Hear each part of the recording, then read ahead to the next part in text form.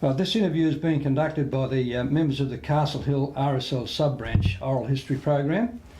Today we'll be talking with a 98-year-old gentleman, Philip Miller, who joined the RAAF as in the technical aircrew in November 1941 and graduated as a pilot in August 1942.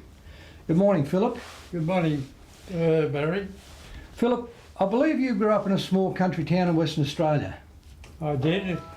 The town of Wagin, W-A-G-I-N, halfway between Perth and Albany, and the name is said to be Aboriginal for that the emu's watering place. Right. And was there a school in Wagin, or did you have to travel? There was a state school in Wagin, which I attended. It's now called Wagin High, I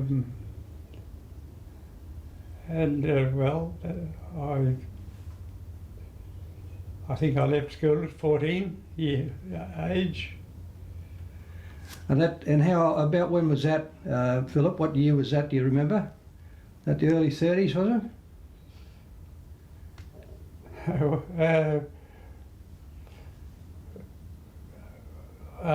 No, it started about 1925, thereabouts. Right, so you would have left at about 1930, school? 5 years in primary school?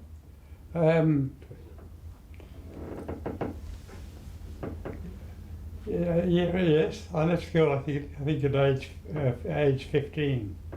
What was happening in the world at that time, Philip? Well, in Australia, we're going through a fairly depressed period, and on leaving school, there was absolutely no jobs of any sort, no dole or anything of that kind. I was very interested in cycling, and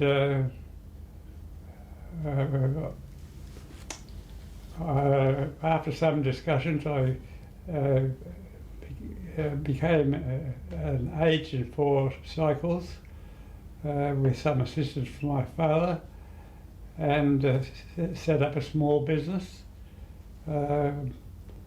which later, in 1933, I think it was, that was the first time any of us had seen, here we go, radio.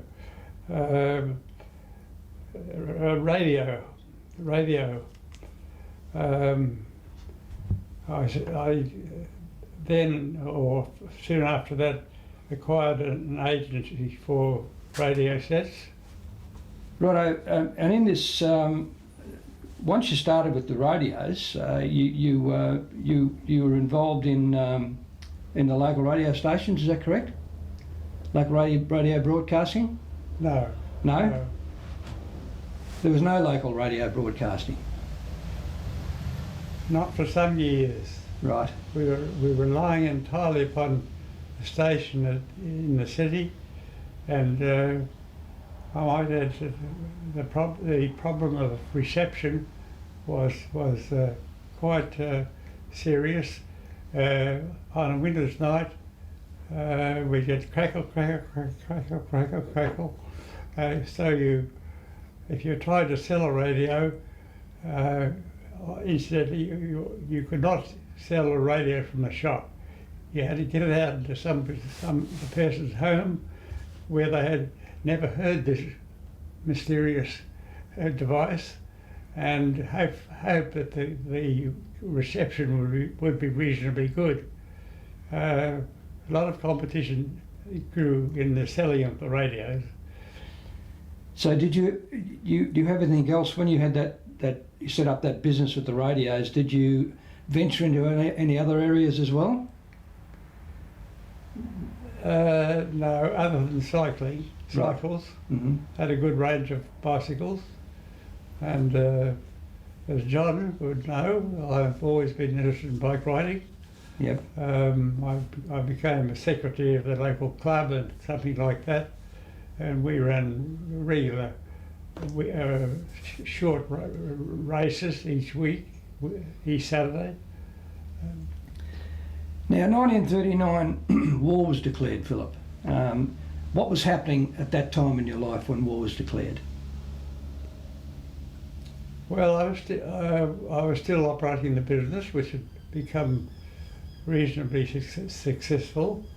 I've become one of the leading radio dealers, as a matter of fact, in the country.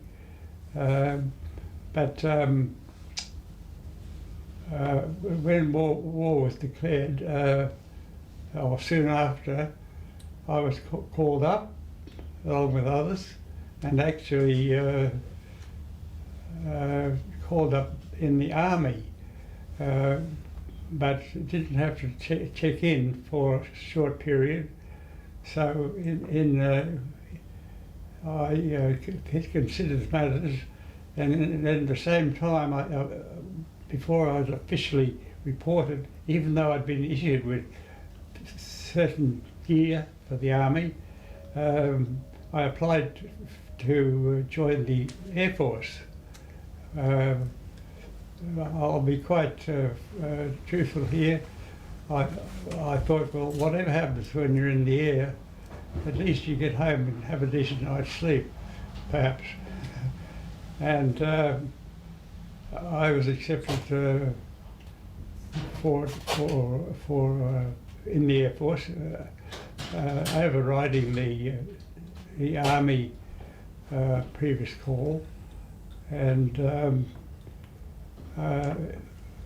actually enlisted in December 1941, and then as a aircrew capacity, and completed training air crew, but not necessarily pilot. With pilots, navigators, and radio operators. But I completed the course and was discharged as a pilot in 1942, I think. Was 1942, May or April of 1942. And how many, was there many in the course that you attended, Phil? About 30. Did they all go join the local? Did they stay local, or were they posted somewhere else, or?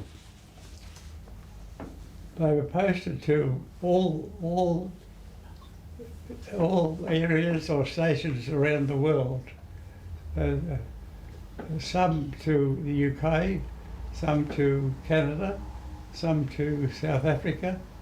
About 6 of us were nominated to a communications unit at Archerfield, Brisbane. Never heard of it, had no idea of what it involved, but when we arrived there, we found that we were to be loaned to Qantas, who had received a number of light aircraft from the Americans, but not sufficient crew. So we continued in Air Force uniform and flying with Qantas. At that time, into the New Guinea area as part of a courier service for the Americans. This was a daily service. At that time, MacArthur had established his headquarters in Brisbane, and this was part.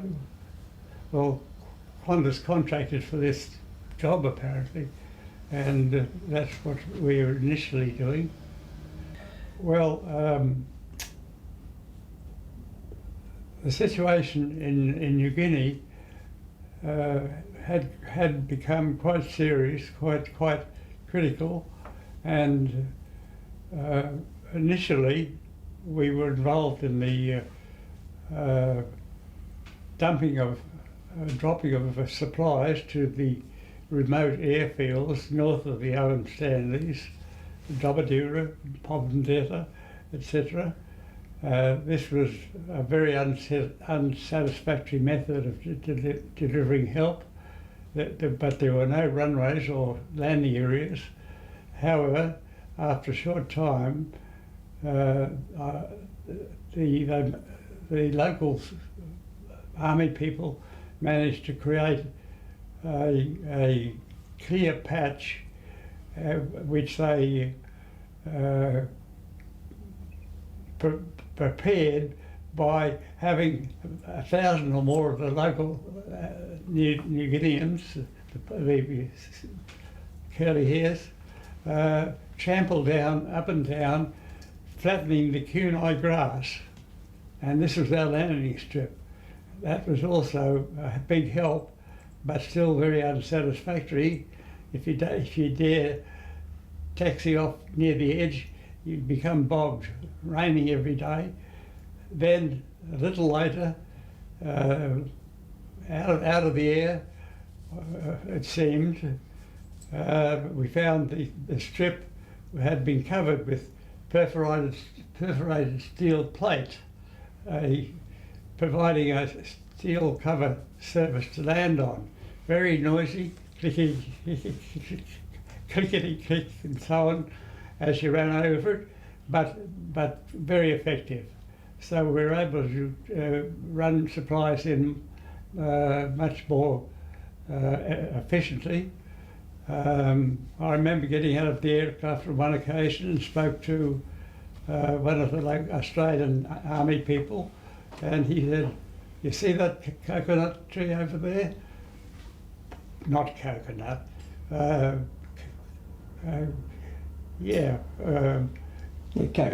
Palm tree." We saw a Jap spy sitting up in the top of the cluster on the top of the tree. So we shot him. Finish. But anyway, that's the way things were. The Lodestar aircraft that we were using, Qantas operated, made some 77 flights to carrying supplies over the Owen Stanleys, and carried out, I'm not too sure how many, either wounded or other people out of those sites. Then later, it was noted that the Americans had built up a large aircraft depot on a 7 mile strip, I think it was, some 27 aircraft of various types, and they had parked them all very neatly in a straight line when it's reported one of the Australian Army people commented on the fact that they were sitting duck as a target for the Japanese. The Japanese scout plane flew over Hyde that night. The next morning, they sent over a fleet of Japanese bombers, and in fact, in sorry, in effect ruined, put all those aircraft out of service, either destroyed or badly damaged. That was an even more serious setback for the whole operation in the area. And it was that time, soon after that, that the authorities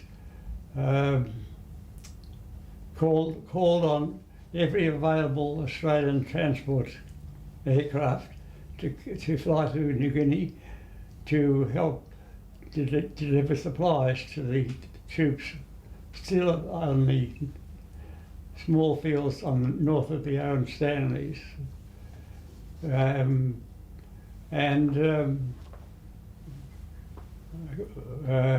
Qantas was involved with the Lodestars, our limitation, of course, was the weather in New Guinea. You could see very seldom that you could fly afternoon each day due to the terrific cloud build-up on the Owen Stanleys.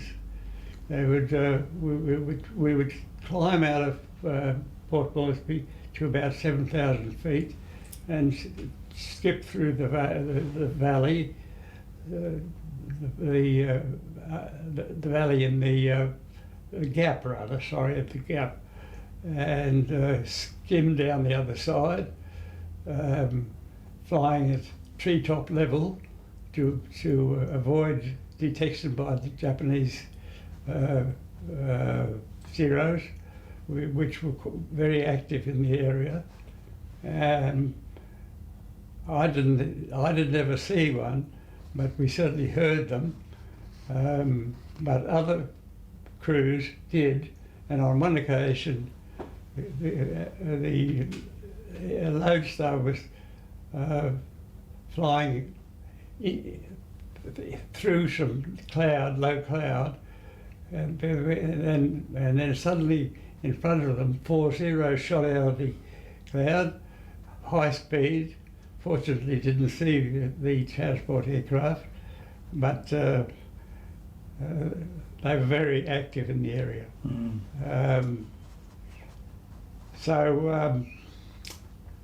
Well. Your nerves must have been on tenterhooks at those times, were they, Philip? Oh, you kept alert. You knew what you had to do, and it was good flying, really. So how many crew did you have in your aircraft, and what type of aircraft was it? Pilot and co-pilot. Right. At that time I was a co-pilot.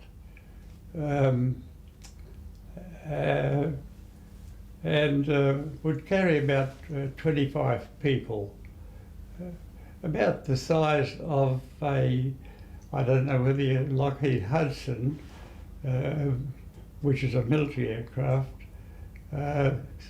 slightly smaller than Lockheed DC-3, the very common, most popular airplane in the world, really, the Douglas DC-3.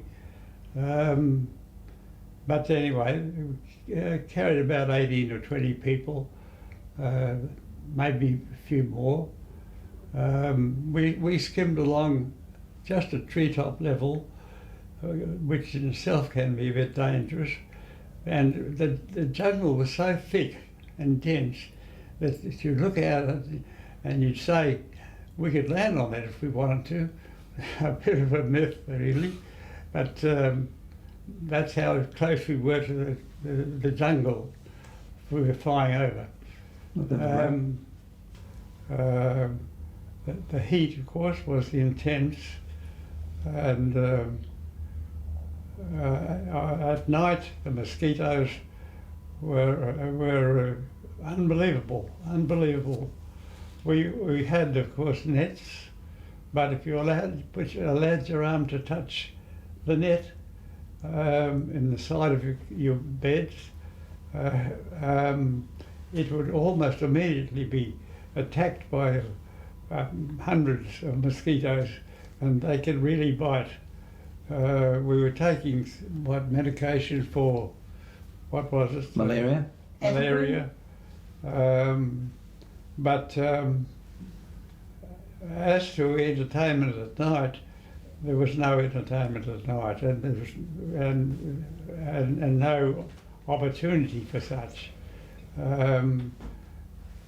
When you weren't employed because of the heat and so on, you'd be, there was a term used, I forget what, where you go and lie on your back in your in your tent and sweat it out. Two or three of us did go for quite a long walk when we had a free day up to some local falls, waterfalls, quite attractive, quite attractive, and the only people we passed going and coming were the aged people with the Salvation Army, and they provided coffee or tea or what, or drinks and so on. But then our stay, our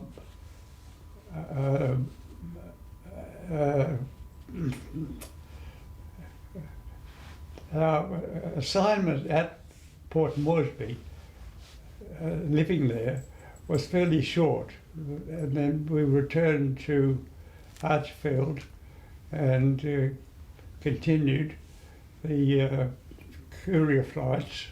I'm not sure whether we even started them by then, but anyway, and I was appointed captain at some stage in there, and was operating the courier flights from Archerfield to Port Moresby daily, carrying General MacArthur's personnel, or a mixture of people and goods, and as I think I've noted, occasionally some ice cream for the Americans. But on those flights we would leave Port Moresby 4 a.m, pitch dark, maybe a candle or two along the runway, but nothing more. And on one occasion, I found myself on the end of the runway, awaiting the takeoff of a Liberator, and as I sat there and could watch him, he or her, take off on the runway, and at the end of the runway, slightly to one side of the alignment of the runway, a great explosion. The aircraft had hit the ground and was shattered and burst into flames. Liberator, big aeroplane, to fly these personnel and equipment over to delay to the very large, long airstrip, Markham Valley. No, it's not the Markham Valley, just north of Leigh,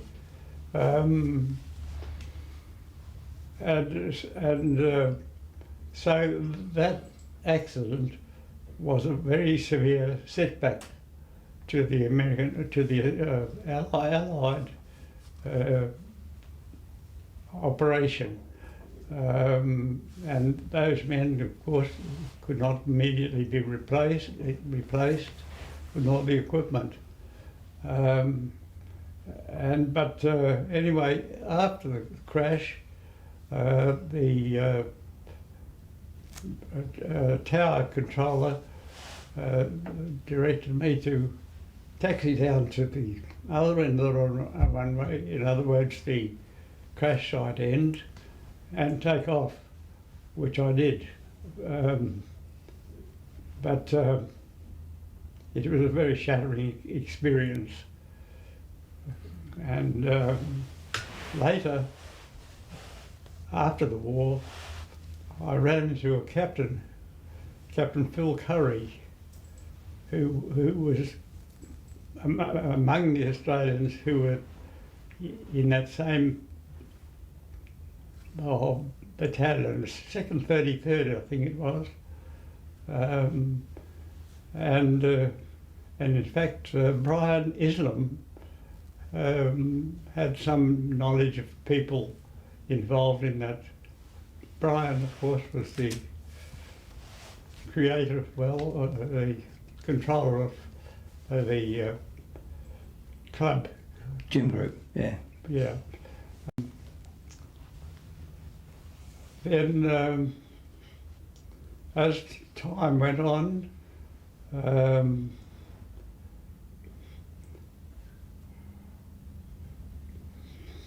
we were moved back to Brisbane, or sorry, we're still in Archerfield, the Brisbane area, and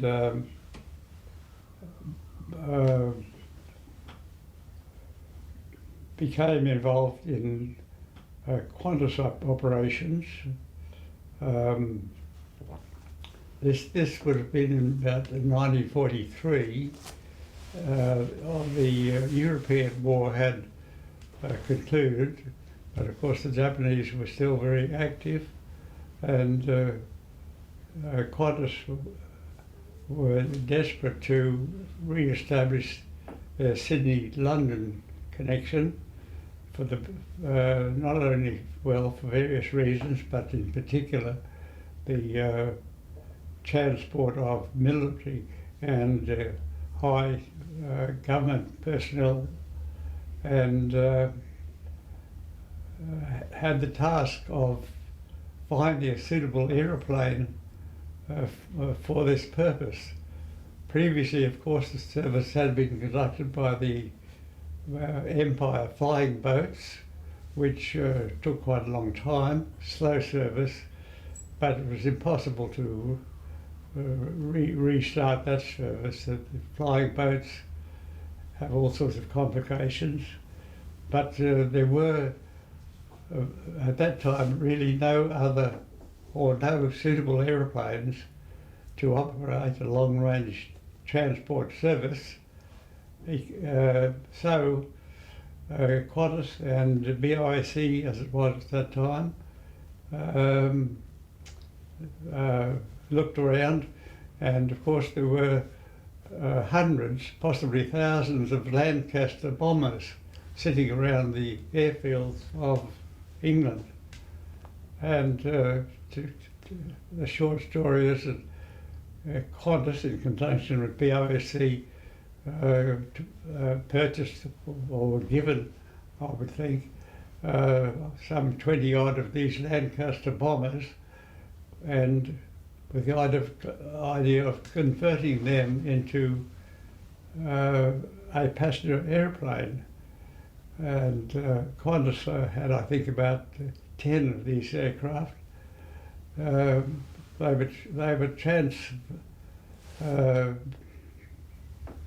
modified and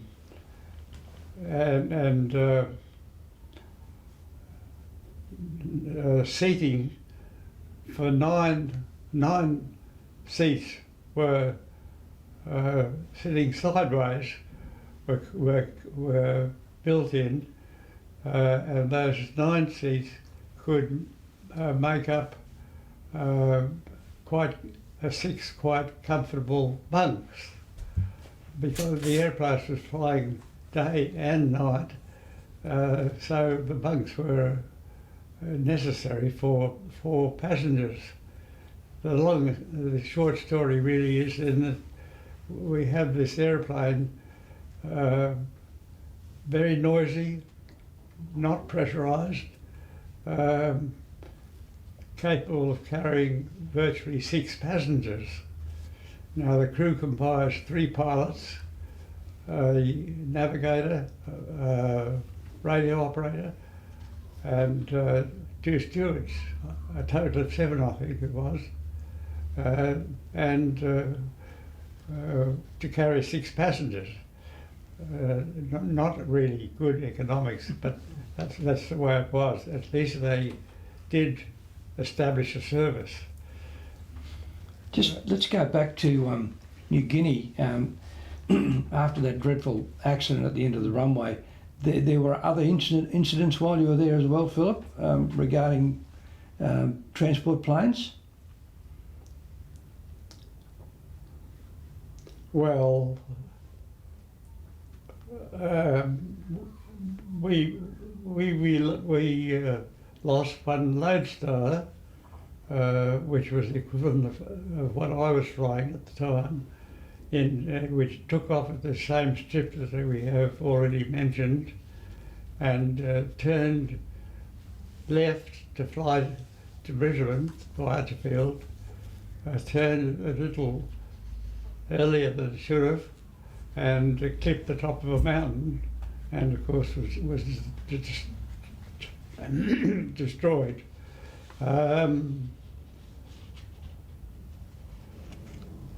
There may have been other times when aircraft, of course, were, and they certainly were aircraft, but I'm not aware of them. So you had some fun in your early days with Qantas too, with engines failing and all sorts of things like that? With the Lancasters, we're talking. Yes, engine failures were not uncommon. And of course the task of providing relief engines along the route was huge. The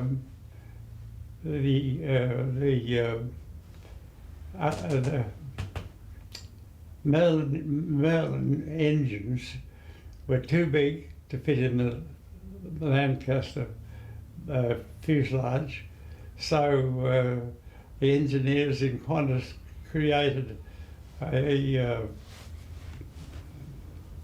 cradle, if you like, which was attached to the underside of the Lancasters and could be lowered, and the engine placed in that cradle and transported in that way.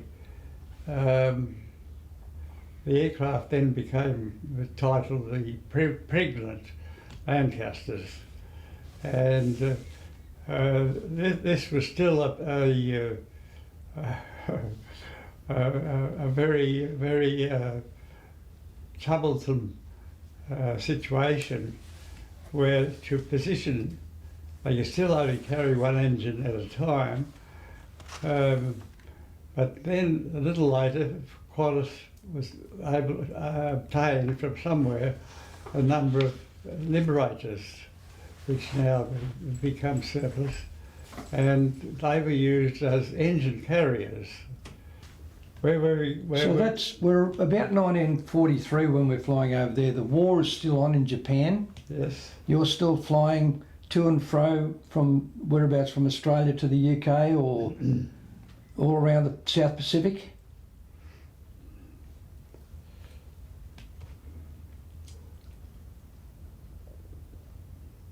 Well,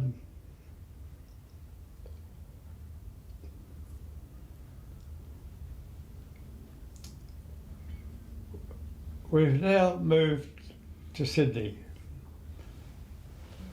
Couldn't operate Lancasters out of Archfield, and we've got Lancasters, modified to carry some passengers. At the same time, Qantas had established a service from Perth to Colombo.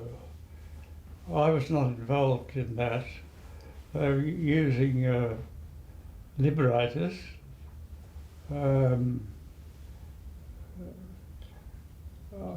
I became, as soon as the aircraft were available, the services cleared, I became involved in the flight through to London. The Jap war was still on, but Singapore was clear,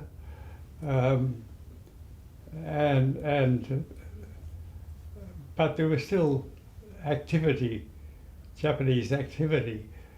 At the same time, the Perth-Colombo service was operating. It was said to be the longest single flight. This was they were using Catalinas for a while, and they set off at 6 o'clock in the evening on a service, and it would be after 6 o'clock the next day before they arrived. And that aircraft was just pretty slow, the Catalina, flying for more than 24 hours non-stop. That's by the way. But I was involved in flying the Lancasters through to London, and there's a story there. We could only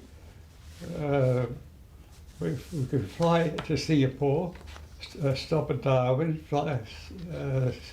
stay overnight at Singapore. From then on, change crews at Karachi and at Rome. Now, initially there was only a one flight a week. You need more aircraft, more crews, but initially for I don't know, several months, one flight a week. Now this meant that we'd fly to Singapore, night stop, but from then on it was non-stop through, and we would then fly to Karachi, or Calcutta, Karachi, and Bangkok perhaps, and the crew would change. They would slip a service, in other words. The aircraft had to keep going. The crew couldn't stay with it. So we had the crew stopping off in Karachi, and then the same when you got to Rome and then London, and this meant that in each of these places you had to wait a week. The crew would sit around. Well, they wouldn't sit around. They'd do a lot of things at these stopping places. Karachi, as I say, not a terribly attractive place to stay, but BIC had quite attractive accommodation there, and so on. The point I'm making is that it took us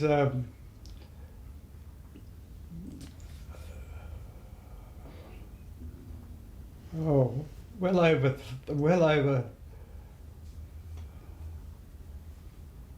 I think it was a total of 6 weeks for the crew to fly to London and back. I'm going on this memory again.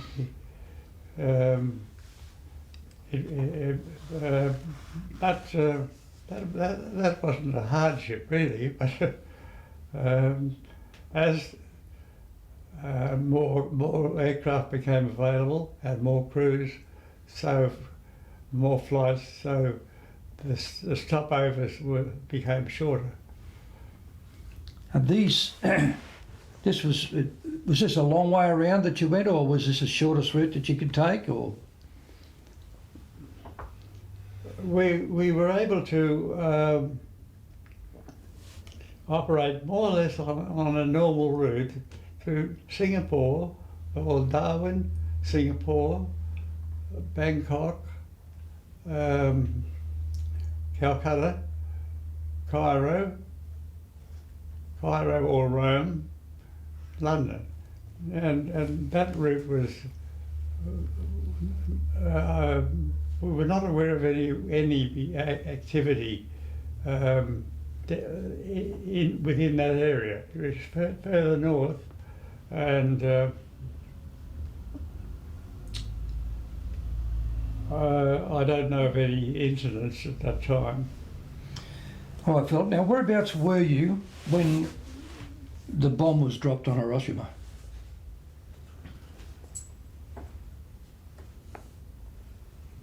That is a good question.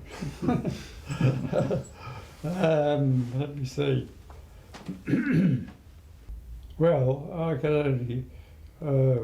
We were still flying to London, and I would either have been out along the route somewhere, or in Sydney.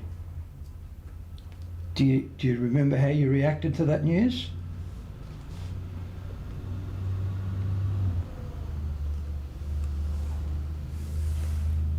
Well, heartless as it may seem, we were, of course, amazed at the ability to do this, first of all, and but ruthless though it may have been, we were pleased to see it happen. I was, anyway.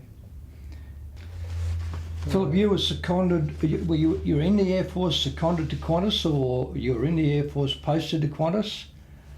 Right, because I know that you stayed on with Qantas after the end of the war.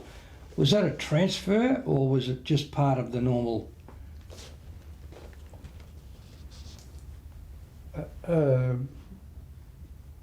Initially, back at the Archer Fields, Brisbane area,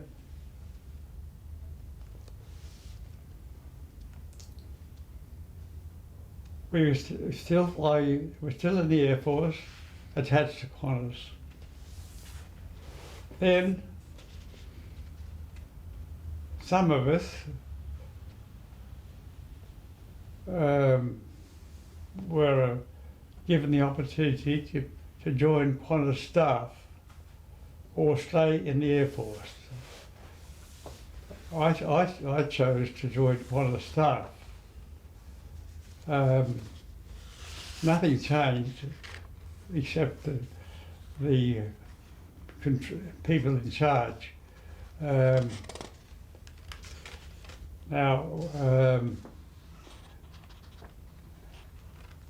And during that period, I graduated from first officer to captain. I was a captain when we had the nasty crash, or saw this nasty crash at Port Moresby, I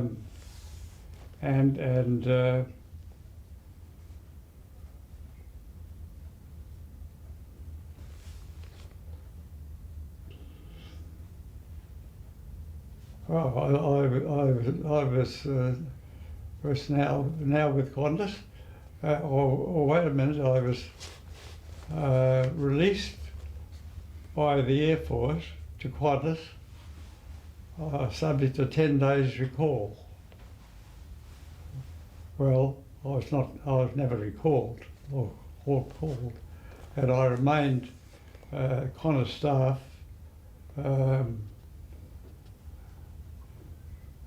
from then on until I retired. What year was that, Philip? What year was that you retired? Do you remember? Just a moment and I'll tell you.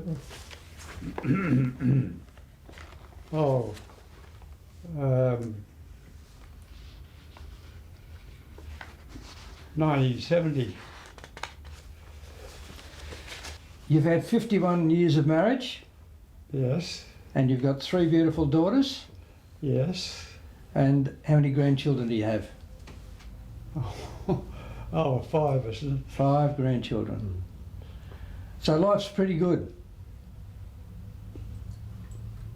Oh, yes, it has. I've never been satisfied. Philip, it's been an absolute pleasure to talk to you today and to share your experiences.